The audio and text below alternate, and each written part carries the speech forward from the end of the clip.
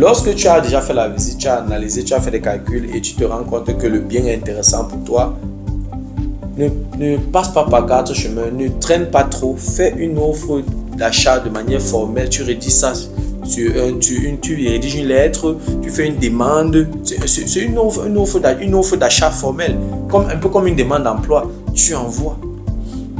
Dans cette offre, tu précises le délai, parce que l'offre que tu fais ne sera pas, je vais dire quoi, c'est pas une offre qui est valable sur 2 mois. Non, tu fais une proposition, par exemple, tu peux dire, ok, mon offre est valable sur 10 jours. Parce que si tu ne mets pas, si tu ne mets pas un délai, le vendeur va continuer à chercher l'acheteur, et se disant qu'il a tout le temps. Et puis quand ça ne va pas marcher là-bas maintenant, il revient te voir et il prend ce que tu as offert. Or, si tu lui donnes un délai, quand le délai est passé, il a continué, il n'a pas accepté. Quand il va revenir vers toi maintenant, tu peux le faire chanter. C'est-à-dire que tu lui dis, ok, je me suis décidé. Pendant ce temps, je t'avais donné 2 semaines, tu n'as pas voulu accepter mon offre. Je me suis concentré ailleurs, j'ai trouvé un autre bien et maintenant je ne me vois plus en train d'acheter le bien que tu me proposes là. Et si tu veux que j'achète maintenant, au lieu de 200 000 euros que je proposais, je vais maintenant plutôt proposer 180 000 euros. Apprendre à laisser. C'est comme ça généralement. C'est pour ça qu'il dit il ne faut pas tomber amoureux d'un bien immobilier. Il ne faut pas tomber amoureux d'un bien immobilier. Sinon, tu vas, dans la plupart des cas, quand tu tombes amoureux d'un bien immobilier, tu achètes au-dessus de la valeur. C'est-à-dire que tu achètes plus cher que la valeur du bien.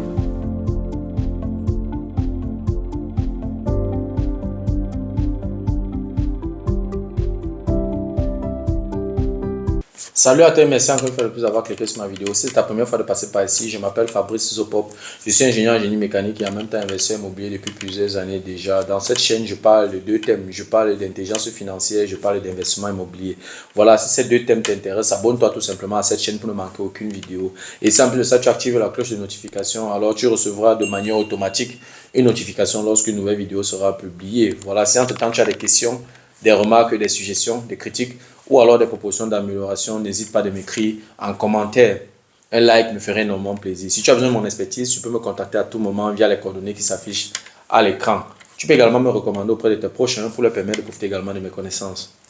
Quand je parle de connaissances ici, je parle d'accompagnement dans l'investissement immobilier, je parle d'accompagnement dans la fiscalité immobilière, je parle, n'est-ce pas, de mettre de l'ordre dans tes finances. Et si tu as déjà investi dans l'immobilier et tu aimerais faire grandir ton patrimoine immobilier, tu peux également me contacter. Voilà, si tu as des proches qui aimeraient investir dans l'immobilier en Allemagne, qui vivent en Allemagne ou pas, tu peux également me mettre en contact avec eux. Voilà, j'offre également des formations qui peuvent être en présentiel, qui peuvent être virtuelles.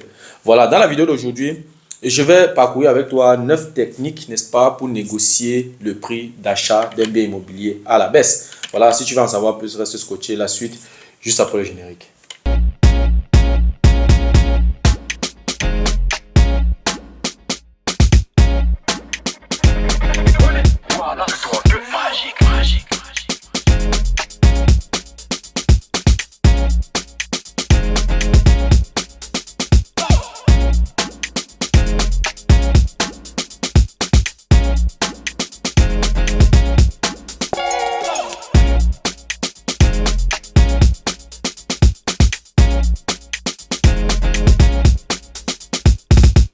La 4e question que tu peux poser au vendeur ou au propriétaire, c'est de demander au propriétaire quel est le prix minimum qu'il est capable d'accepter pour vendre ce bien. Oui. Un vendeur motivé qui veut vraiment vendre son bien ne te dira jamais le même prix qu'il est sur l'annonce. C'est comme ça qu'on fait pour détecter. Ça veut dire que tu as regardé le bien sur l'annonce online, c'était peut-être 200 000 euros. Lorsque tu arrives à la visite, le vendeur est là. Tu as fait ta visite.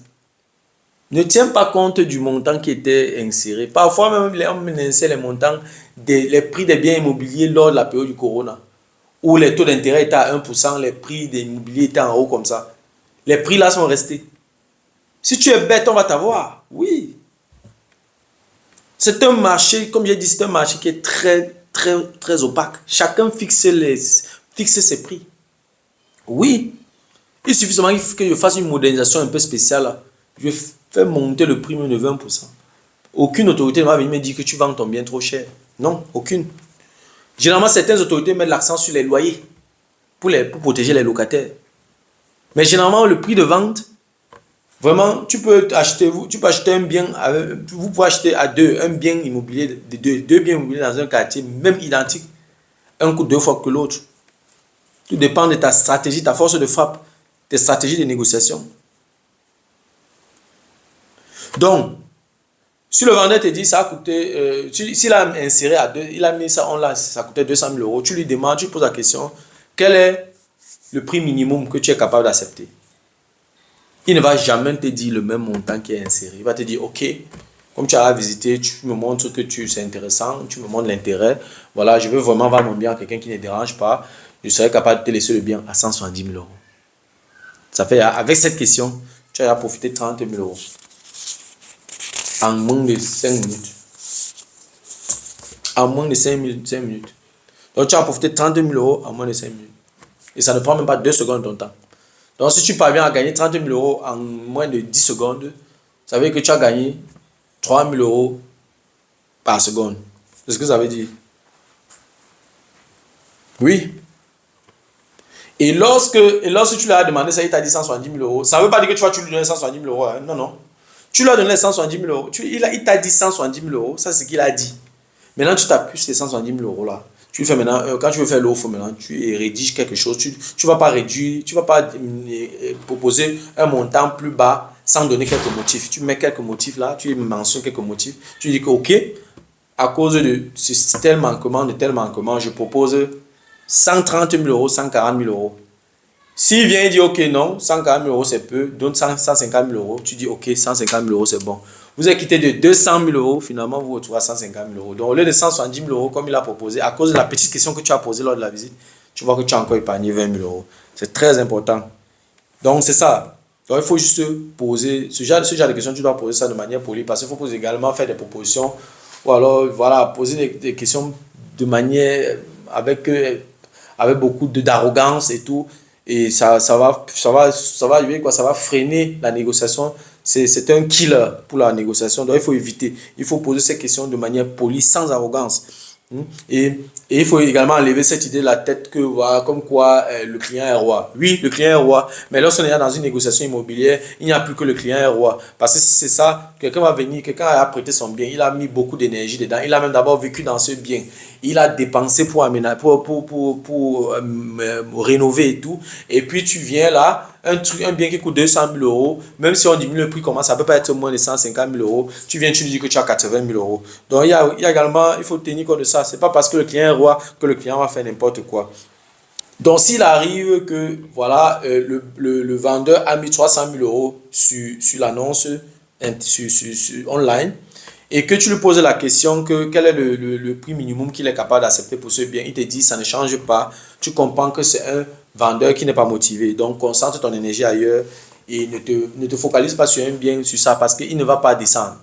Quand il dit qu'il n'y a rien à faire, tu vas encore lui demander, il va dire la même chose. Donc vraiment, ne concentre pas ton énergie dans ce genre de deal, concentre tes énergies ailleurs. Il y a assez de biens sur le marché.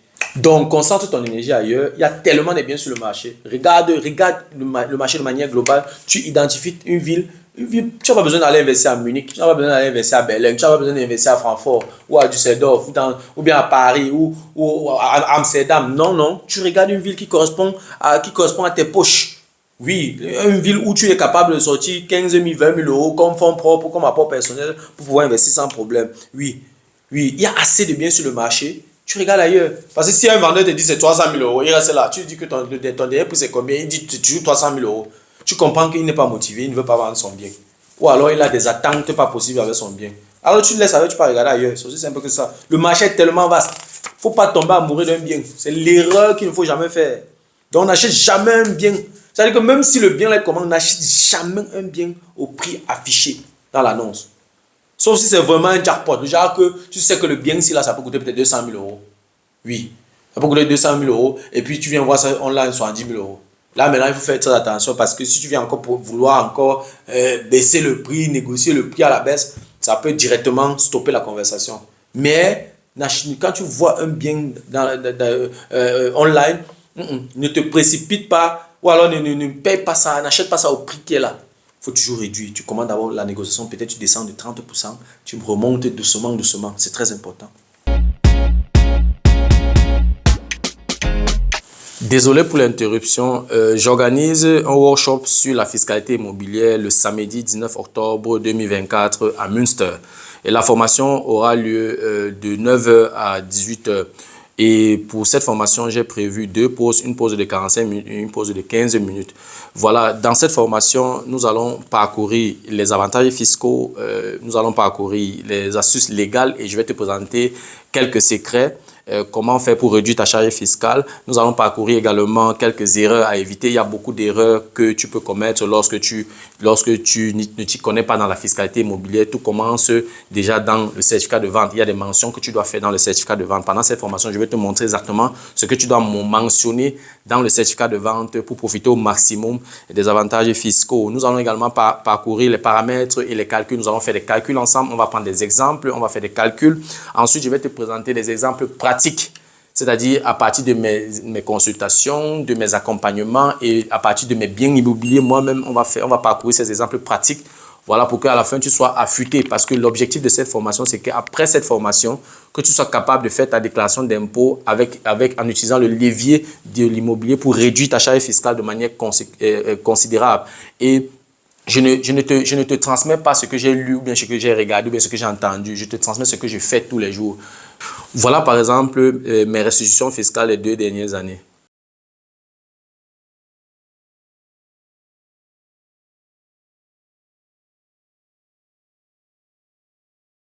Et par la suite, donc, j'ai prévu une rubrique sur les questions-réponses. Et les questions ne seront pas seulement basées sur la fiscalité immobilière. Ça peut être une quelconque préoccupation dans l'investissement immobilier. Tu peux également me poser toutes tes questions. Si tu as des préoccupations, tu regroupes toutes ces préoccupations. On pourrait en discuter ce jour-là. Si j'ai un peu de temps, on peut encore échanger. Et si on n'a plus assez de temps, on peut remettre ça à une prochaine fois. On peut continuer la conversation, même de manière virtuelle, sous forme de consultation, mais cette fois-ci, ce ne sera pas payante. J'ai également prévu une documentation dans ce sens. Donc, si tu as une quelconque préoccupation dans l'investissement immobilier, c'est une occasion en or de venir avec tes préoccupations. Et aussi, ça va permettre également aux participants d'être en réseau, de créer un réseau. C'est très important. Normalement, si vous voulez investir dans l'immobilier, il faut être en réseau parce que tu ne peux pas être partout à tout moment. Quelqu'un avec qui tu es en réseau peut te débloquer une situation loin de ton lieu d'habitation. Le workshop va coûter 1 000 €, y compris le repas et la boisson. Le repas et la boisson seront offerts par Imogénie Academy. Donc, voilà, n'hésite pas de réserver ta place. Et si tu veux réserver ta place, tu peux me contacter à tout moment via les coordonnées qui s'affichent à l'écran. Voilà, je serais ravi de te compter parmi les participants. On se dit donc au revoir et à très bientôt. Ciao. Et la 5e technique de négociation, c'est de visiter le bien. Il faut visiter le bien. En fait, tu visites le bien, déjà, c'est un bien que tu achètes. Je te déconseille d'acheter la poule dans le sac. Non, non. Il faut voir ce que tu achètes. Tu visites le bien, en fait, pour toucher le bien du doigt. C'est-à-dire que tu dois toucher ce que tu achètes. Tu dois toucher ton investissement. Et tu ne visites pas seulement le bien parce que tu veux toucher ton investissement, mais tu visites aussi le bien pour identifier les manquements sur lesquels tu pourras t'appuyer pour négocier le prix d'achat à la baisse. Et je l'ai déjà dit. Et je l'ai déjà dit dans plusieurs de mes vidéos. Il ne faut jamais te lancer dans un investissement immobilier sans visiter ce bien. La visite du bien te permet d'abord d'avoir la confirmation que le bien qui t'a été proposé existe vraiment. 1. 2. Ça te permet de toucher du doigt, d'entrer en contact, en relation avec le bien que tu veux acheter. 3. Ça te permet de visiter le lieu dans lequel tu veux investir. 4. Ça te permet d'identifier les différents manquements pour pouvoir t'appuyer sur ça plus tard pour négocier le prix d'achat à la baisse. Donc, c'est hyper important de négocier le bien. C'est hyper important de visiter le bien. Je vais te raconter une petite histoire. En fait, il y a de cela 2 ans, j'ai accompagné une famille qui voulait acheter un immeuble de 3 appartements. L'immeuble, selon l'annonce, coûtait 380 000 €. Ça, c'est ce qui était mentionné dans online et tout, voilà. J'ai fait les calculs, tout donnait, parce que c'était 3 appartements et la famille devait vivre dans un appartement et mettre les 2 autres en location. On a fait la visite, tout, et puis voilà. Après la visite avec la famille, on était ensemble. je me suis assis, j'ai dressé ma stratégie, j'ai vu les manquements, j'ai observé ce que je pouvais observer, j'ai dit ok. Étant donné que je ne suis pas voilà, un expert en bâtiment, j'ai des connaissances en bâtiment, mais je ne suis pas un expert en bâtiment. Et je n'ai pas l'agrément pour certifier les manquements dans les maisons. Donc, du coup, j'ai donc réfléchi sur une stratégie que, bon, ils ont proposé 380 000 euros. Mais quand j'ai regardé un peu l'état de la maison et tout, ça ne passait pas. Et avec les calculs que j'ai fait, il fallait absolument négocier ce prix d'achat à la baisse. Qu'est-ce que j'ai fait? J'ai contacté un expert en bâtiment, ce qu'on appelle Bauza Verständiger ou un Gutachter. Voilà, l'expert en bâtiment et moi, nous avons identifié les manquements et l'expert a fait à la fin son rapport. C'est-à-dire qu'il a fait son rapport de tous les manquements. Et après son rapport, dans le rapport, quand on totalisait tout ce qu'il a mentionné dans son rapport comme manquement, le montant qu'il fallait pour résoudre tous les problèmes de cet immeuble s'élevait à 120 000 euros. C'est-à-dire qu'il fallait investir 120 000 euros pour mettre ce bien à jour. Donc, il a fini, il a fait son rapport et on l'a payé, je crois, un truc comme 500 euros. Il a fait son rapport, bien, il m'a envoyé. J'ai utilisé donc ce rapport. J'ai utilisé ce rapport pour négocier le prix d'achat à la baisse.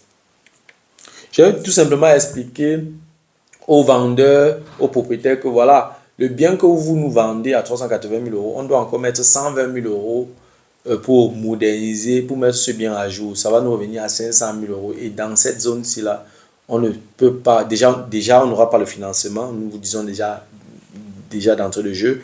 Et en plus de ça, cette zone n'est pas une zone où on peut acheter ce genre d'immeuble à 500 000 euros. Donc, il va falloir que vous revoyiez votre prix d'achat de manière polie. Et il y a eu plusieurs jours de négociation. Je restais toujours focus dans ma stratégie. Je ne discutais pas. Parce qu'en même temps, pendant qu'on négociait, je regardais encore d'autres immeubles pour cette famille-là. C'est pas comme si cette famille était tombée amoureuse. Bref, la famille était tombée amoureuse de l'immeuble. Mais moi, je les ai amenés à comprendre qu'ils ne doivent pas tomber amoureux parce que ce n'est pas seulement le bien dans lequel ils vont vivre. Il y a également 2 appartements dans cet immeuble qui seront des investissements. Donc, il ne faut pas regarder ce bien seulement sous l'angle de la résidence principale. Il faut regarder ça sous l'angle de la résidence principale plus l'investissement. Donc, j'ai réussi à négocier le prix d'achat à la baisse de 100 000 euros. C'est-à-dire que nous sommes allés chez le notaire avec un prix d'achat de 280 000 euros. Ça veut dire quoi? Ça veut dire qu'on a fait un bénéfice de 100 000 euros. Je dis bien, on a fait un bénéfice de 100 000 euros. Donc, on a fait un bénéfice à l'achat de 100 000 euros. Et si on considère maintenant les frais supplémentaires pour l'acquisition, puisque c'est dans le nord-ouest de l'Allemagne, on est à 12,07% des frais supplémentaires pour l'acquisition. 12,07% multiplié par 100 000 euros qu'on a réduit, ça fait 12 000, on a 12 000 euros. Plus 100 000 euros, ça veut dire qu'au total, on a économisé 112 000 euros. Pourtant, on a donné 500 euros à l'expert. 500 euros à l'expert en bâtiment. Cette famille a dépensé 2% du prix d'achat pour payer ma provision. Ça veut dire qu'elle a dépensé en tout 2% de 280 000 euros. On est à 5 600 euros. Plus 500 euros qu'on a dépensé pour l'expert en bâtiment. On est à 6 100 euros que cette famille a dépensé pour réduire le prix d'achat de 100 000 euros. Donc finalement, cette famille a dépensé 6 000 euros, n'est-ce pas, pour l'acquisition de ce bien. Mais elle a eu un gain à l'achat de 100 000 euros. Donc si maintenant, voilà, si elle achète le bien, cette famille achète le bien comme ça et modernise, le bien prend encore de la valeur. Directement après la modernisation, le bien prend en valeur. Et c'est comme ça. C'est pourquoi, quel que soit ce que tu fais, quel que soit l'investissement que tu fais, il faut contacter les experts dans le domaine si tu ne t'y connais pas. C'est très important. Si tu n'as pas la connaissance, achète la connaissance. Oui. La sixième chose, ou alors la sixième technique de négociation du prix d'achat à la baisse, c'est de faire une offre d'achat formelle. Lorsque tu as déjà fait la visite, tu as analysé, tu as fait des calculs et tu te rends compte que le bien est intéressant pour toi, ne passe pas par quatre chemins, ne traîne pas trop, fais une offre d'achat de manière formelle, tu rédiges ça tu rédiges une lettre, tu fais une demande, c'est une offre d'achat formelle, un peu comme une demande d'emploi, tu envoies.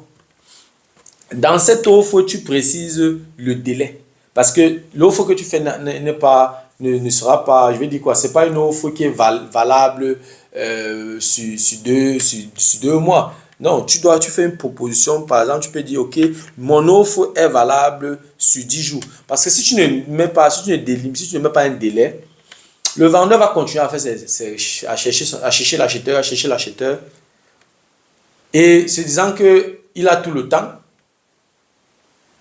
Et puis quand ça ne va pas marcher là-bas maintenant, il revient te voir et il prend ce que tu as offert. Or, si tu lui donnes un délai, quand le délai est passé, il a continué, il n'a pas accepté. Quand il va revenir vers toi maintenant, tu peux le faire chanter. C'est-à-dire que tu lui dis, ok, pendant ce temps, je t'avais donné 2 semaines, tu n'as pas voulu